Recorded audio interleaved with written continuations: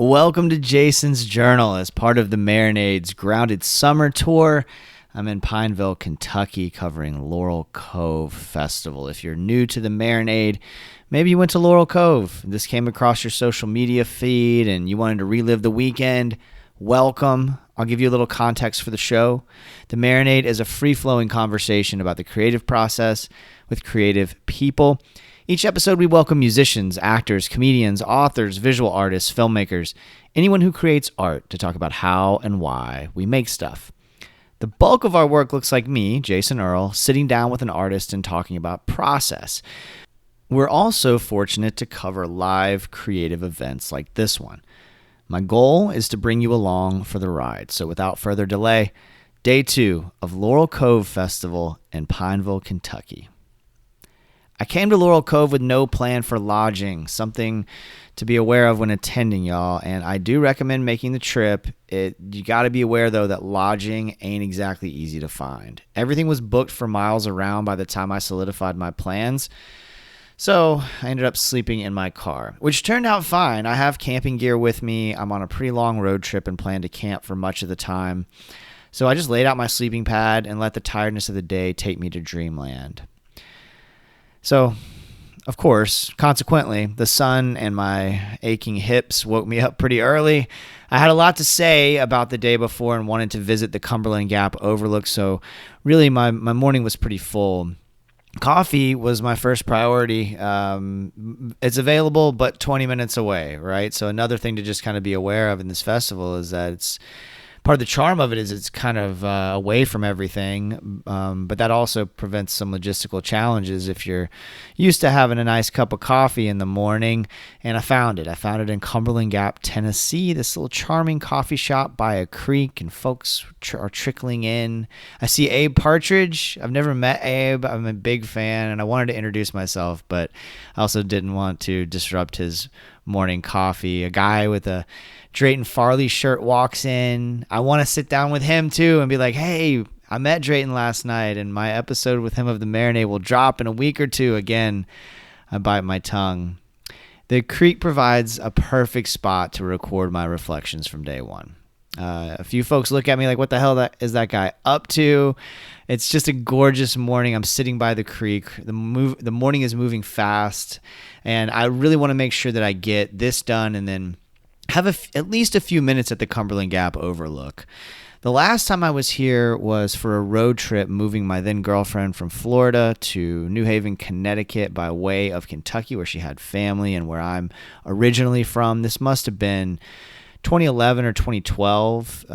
The Cumberland Gap and this part of the world more generally is the kind of place whose vistas stick in your memory, and I just needed to get back there and see it one more time. It is stunning. This trip, again, is happening so fast, and I've been so busy that I've forgotten some staples like paper towels and snacks for the road. This being Kentucky, I also need to scoop up some ski and Ale 8. I generally don't drink soft drinks, but the Commonwealth has the goats of soda in this country.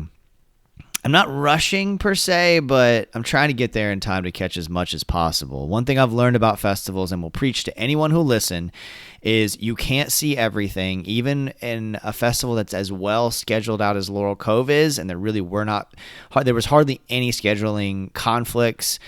Shout out to Laurel Cove and the folks who organized it for that.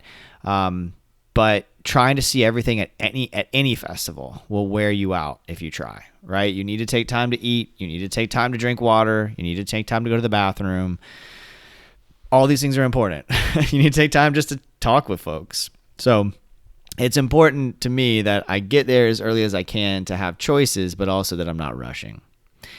Headed up the mountain into the park, I see Nat Myers with a satchel and a whole lot of swagger ambling up the road. I've become such a fan of his, and it was just kind of one of those moments at Laurel Cove that you got to cherish, and that is everybody's just kind of mingling. There's no sort of separation, or at least there's not a significant separation between the artists and the media and the staff, and then folks who bought a ticket. And by the time I get my car parked and set up, Nat's even with me. He's walking up the hill And I manage, hey, great set yesterday, man. He stops. I introduce myself and tell him what I do with the marinade. And it just leads to this really beautiful conversation where we share our mutual love for Sammy Kay, who's been in Northern Kentucky, where Nat lives for several years, and just talk about music and life. He's asking me these genuine, heartfelt questions about my personal life. Just a sweet guy and just the coolest. I mean, I mentioned that swagger. He's just got this air about him that makes you want to listen and be present with him. As the conversation winds down, I ask if we can take a picture together, and he, of course, says yes. Then he tells me he needs to take my picture, and he pulls out a Polaroid camera. So I lean against my messy hatchback, and he takes a photo and then sets it face down on top of a notebook in my car. I've yet to see a set, and my day is already feeling mystical. All great festivals are marked by moments of discovery. There are several of those today.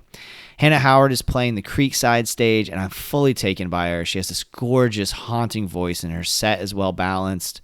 She mentions her father not being able to attend and then covers Waymore's Blues for him, the classic Waylon Jennings song. The last time I remember hearing that was when Sturgill Simpson played it at Jackrabbits many, many years ago. I used to listen to a ton of Waylon. It's just such a great song to hear live, especially if somebody's really committed to it. She takes us on this existential journey with the song Yellow Line. I gotta have her on the marinade.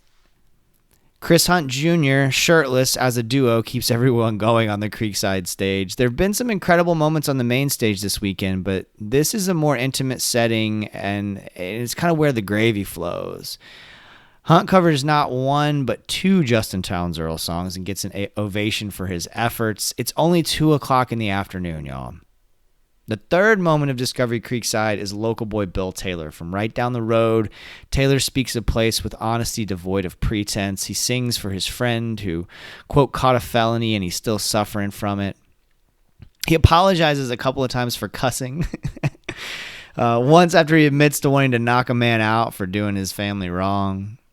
Incredible performance. So sweet, so heavy, so beautiful. Back on the main stage, there's a kid sitting right in front of the pond or the moat. You've probably seen pictures and videos of Laurel Cove or experienced it yourself if you're listening to this podcast. And there's a moat right in front of the stage, which makes for a unique aesthetic. And the kid keeps throwing rocks in the pond and gets a bit of advice about to skip or not to skip them from the fella sitting behind him. Taylor Honeycutt is blazing through her set. I don't think I knew the first thing about her going into Laurel Cove, but she's made a huge fan of me. Killer country rock songs delivered like a Mack truck driving through your third eye. And I still have 3 sets that I'm really here to see on the docket. It's already been an incredible day. Speaking of those 3, Pony Bradshaw. Absolutely delivering. Jonathan and Abigail Payton walk up. We start talking about our mutual admiration for Pony. I realize, other than Jason Isbell, I think Pony Bradshaw might be the artist I've listened to the most in the last 2 years. His record, North Georgia Rounder, is a masterpiece that will live with me for many years. The set is winding its way through his catalog, and I just couldn't ask for a better introduction to his live set. And speaking of Jonathan and Abigail, they follow on the Creekside stage. So I got to sit down with Jonathan for an episode of The Marinade via Zoom earlier this year. His record, Nothing Here's the Same, is probably my favorite of the year so far. Jonathan is a sweet, sweet man and a pro, in addition to being an incredible songwriter and singer. Y'all, I was really struggling personally when I first recorded with Jonathan earlier this year, and I tried to do my best to turn that off and just stay focused on the conversation. But when I went to edit the conversation, I realized it just wasn't my best effort, and he deserved better. And y'all deserve better. You take your time to listen to this. It needs to be good. So I asked for a mulligan, and he graciously agreed. So the conversation you hear during our episode was our second, and I'm so proud of the result. He didn't have to do that. I was already a fan, and that solidified my appreciation for him. And if that didn't happen, this performance has me lassoed. Y'all, Jonathan Payton and Abigail Payton live, go do it. Travel to see them if you need to. They're that good. The harmonies, the songs, This is my favorite set of the festival, and that's saying a lot. His crowd work is so honest.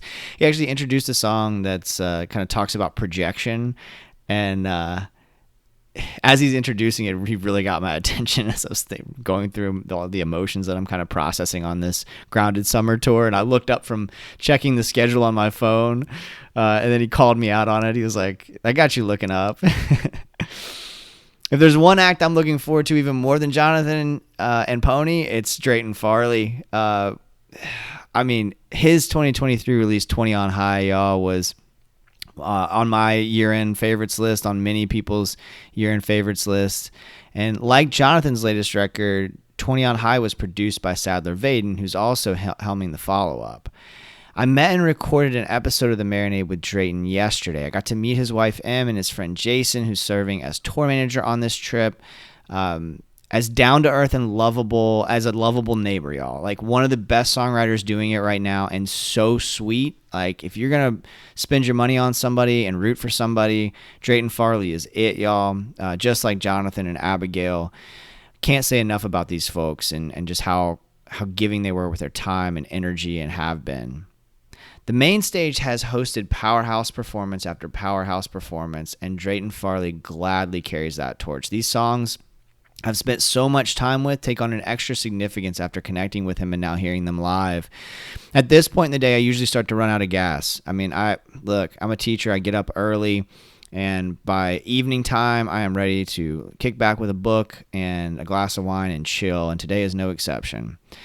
But I'm also excited for the rest of the night. Red Clay Strays, who have blown up of late, are on the main stage. And I want to see that set, but y'all, I really got to go to the bathroom.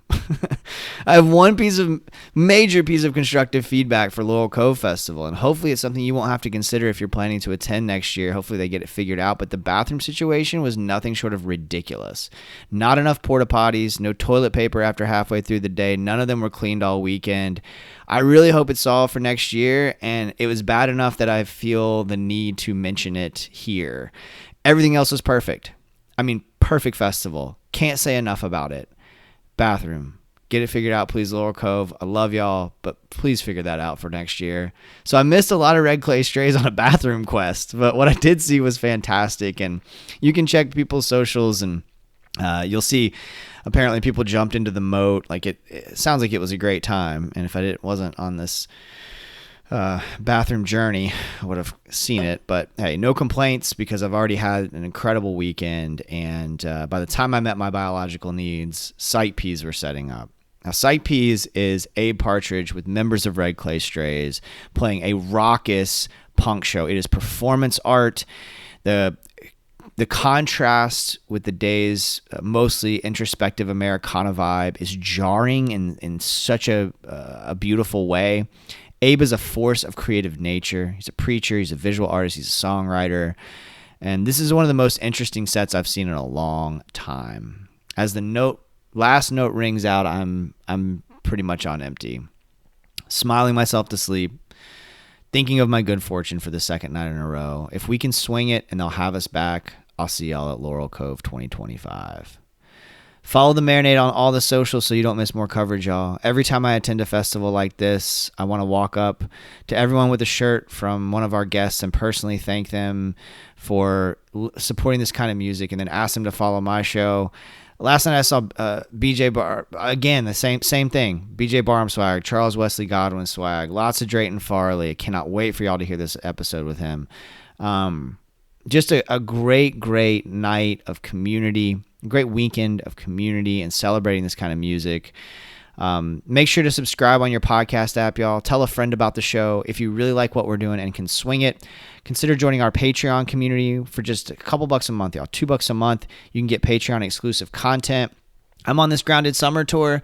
If you can throw us a few bucks for gas money, that would be awesome. If you don't want to subscribe and you just want to support what I'm doing right now, you can just Venmo me. It's at The Marinade. Also have PayPal if that's more your cup of tea. But above all, thank you so much for listening. Until next time, go out and create something. Cheers, y'all.